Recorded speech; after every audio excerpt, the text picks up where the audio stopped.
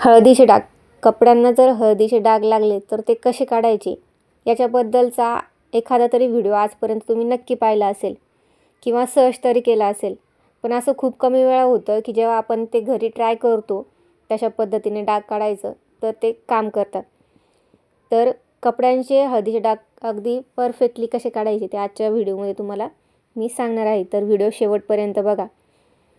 आज मी जो हळदीचे डाग असलेला कपडा घेतला आहे तो नवरदेवाचा कुर्ता आहे आणि तो पण एकदम एम्ब्रॉयडरी केलेला कुर्ता आहे हा.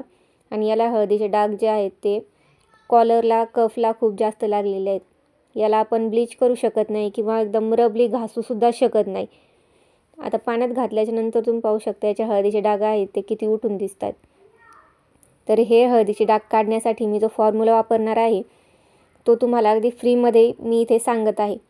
त्याच्याबद्दल तुम्ही मला एक फीज म्हणून देऊ शकता की तुम्ही चॅनलला सबस्क्राईब करू शकता आणि आपला व्हिडिओ जो आहे तो जास्तीत जास्त लोकांपर्यंत शेअरसुद्धा करू शकता, जेणेकरून माझं चॅनल जे आहे ते ग्रो व्हायला थोडीफार मदत होईल आणि तुमचंसुद्धा ही ट्रिक कामात पडेल. तर तुम्ही पाहू शकता हे हळदीचे डाग ह्या कुर्त्याला आहेत.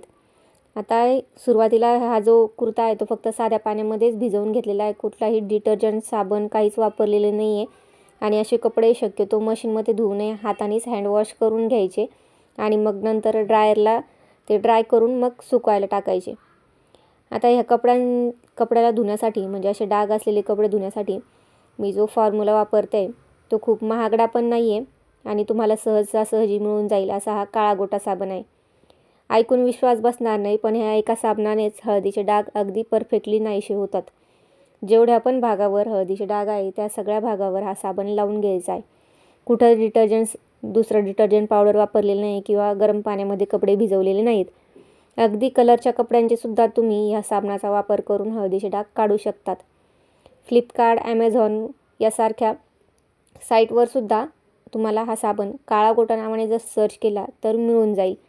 तसं तर ग्रामीण भागामध्ये आठवडे बाजारातसुद्धा हे साबण किलोच्या प्रमाणात भेटतात. सुरुवातीला हे साबण खूप वापरले जायचे 10-15 वर्षापूर्वी.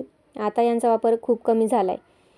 तर जेवढ्या पण भागावर डाग आहेत त्या सगळ्या भागावर इथे मी हा साबण लावून घेतला आहे आणि हा सॉफ्ट ब्रश आहे त्याच्याने मी जेवढा साबण लावला आहे तेवढा घासून घेते. कारण की एम्ब्रॉयडरीमध्ये जो आहे तो साबण अटकून राहतो.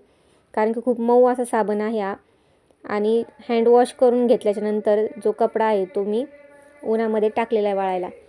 हा तर जस्ट टाकलेला आहे त्याच्यामुळे याचे डाग जे आहे ते थोडेफार इथं तुम्हाला शिल्लक दिसतात.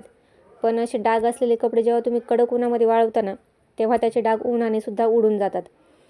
त्याच पद्धतीनं या साबणाच्या वापराने जर 99% डाग जात असतील तर उन्हाने राहिलेले 1% डागसुद्धा नाहीसे होतात. आता तर हा जस्ट टाकलेला आहे आणि आता 4-5 तासाच्या नंतर तुम्ही पाहू शकता आत्ता ह्या कपड्याचे डाग जे आहेत ते पूर्णपणे नाहीसे झालेले आहेत. म्हणजे या साबणाचा तुम्ही वापर करून हळदीचे डाग जे आहेत ते 100% काढू शकतात. आणि मी तर ह्या साबणाच्या वापराने अगदी कलरच्या कपड्याचे सुद्धा हळदीचे डाग काढलेले आहेत. तर तुम्हाला ही ट्रिक कशी वाटली ती मला कमेंटमध्ये सांगा आणि तुम्हीसुद्धा नक्की ट्राय करून पहा. तुमच्या रिलेटिव्सला हा व्हिडिओ शेअर करा आणि व्हिडिओ आवडल्यास व्हिडिओला लाईक करा, चॅनलला सबस्क्राईब नक्की करा. थँक्यू.